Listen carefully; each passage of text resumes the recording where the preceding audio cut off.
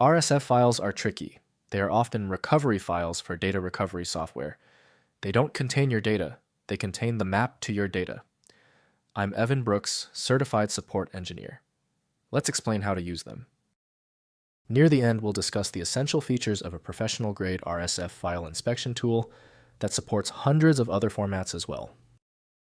The RSF extension falls under the data file category. The file is saved under the recovery state file architecture. The RSF file is a proprietary RStudio scan file used by EaseUS Data Recovery Wizard. It is a small index file that stores the results and file paths from a deep disk scan.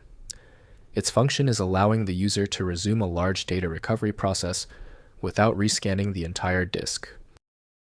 Developed by EaseUS, the format is closed source and acts as a proprietary database of disk sectors and recoverable files. The file is useless without the Data Recovery Wizard application, as it requires the software's specific file system interpretation logic to map the recovered data back to the disk.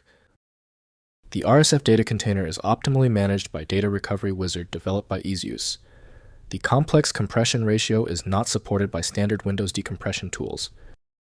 Windows can show basic details, but full interpretation requires the software that uses the data.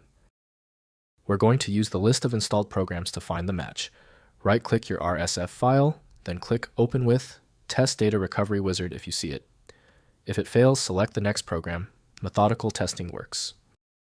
If your RSF file is not opening yet, that is normal. When the file won't budge, the error is typically related to three simple things. Use the following checklist to quickly identify the issue that persists. First, open with Text Editor. Open the file with a text editor, Notepad++ to read the plain text, as RSS files are structured XML that can be human readable. Next, use RSS Reader. If it is a rich site summary RSS file, open it using an RSS feed reader application or a web browser to view the syndicated content. Finally, validate the XML. If the file is an XML resource that fails to load in a program, use an online XML validator to check for missing tags or formatting errors.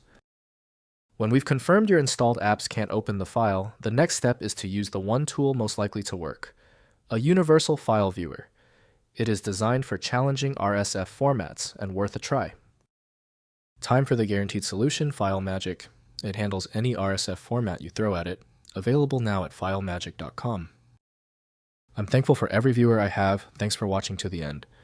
Show your appreciation by liking and subscribing.